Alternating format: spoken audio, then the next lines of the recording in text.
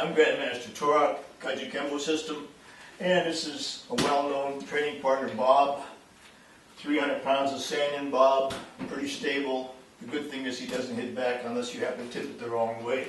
I'm going to read my first intro here so I don't kill time. My videographer doesn't like to spend too much time filming. Anyway, much of what is taught in martial arts is show and do.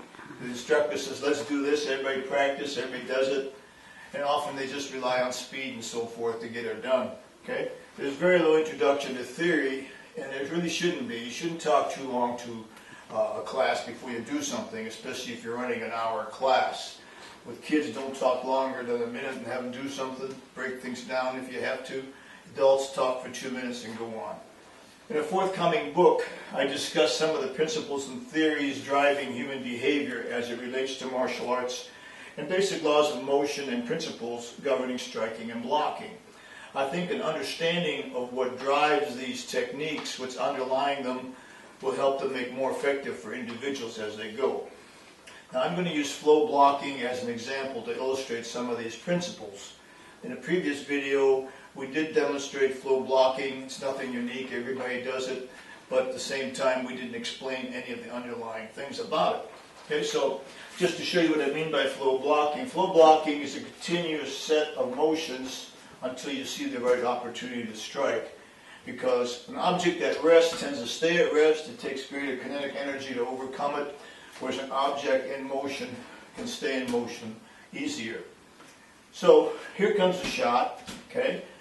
We should always try to block the area we anticipate as the attack, rather than trying to stop the actual attacking thing. For starters, I can hurt myself doing this, okay? And secondly, he's faster. He's going to be there before I get there, before I get to him over here. So we cover the area under attack. We want to come through the middle. Okay, this is hole theory. If you create a hole, something will come through it. Some people that block like this have just created a hole, an opening, especially if it's center line or whether it's off to the side, same problem, okay?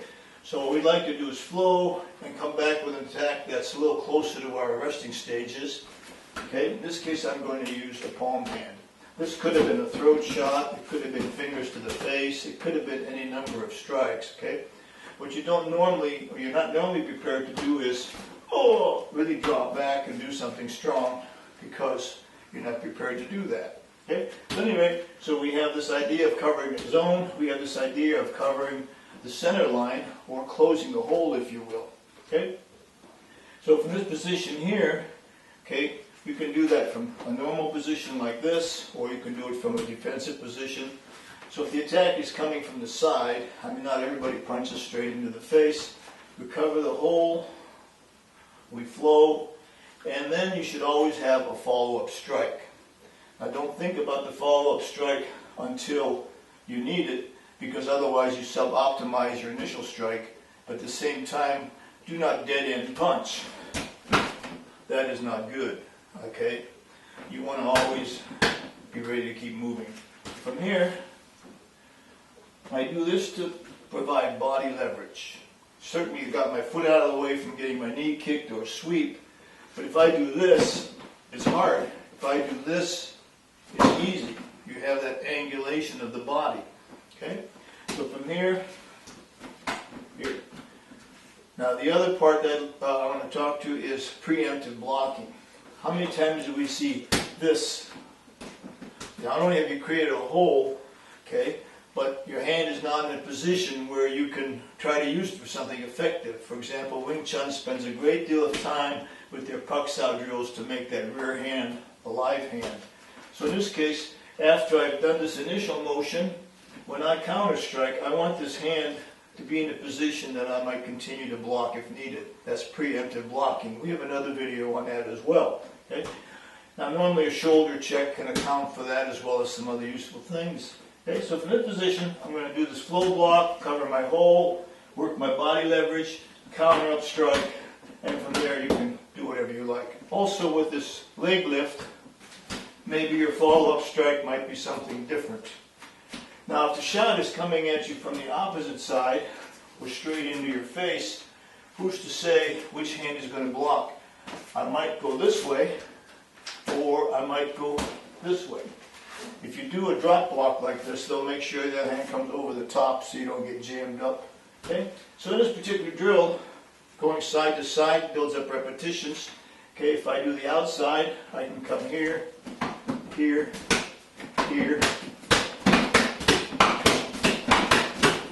here, or I might come here and come back to the other side here. So I'm not really pretending I'm blocking two punches. Hopefully I never have to block the second punch. Okay? But at the same time, as a banded drill, you can do it from here and do the drill, or you can do it from a defensive position. I would recommend 10 reps this way, then switch your legs, 10 reps this way, then do the same thing with the closing drill. I'm closing that center line right off the bat, okay, here, and then you can mix it up. You can do one, go to the other one, and so forth.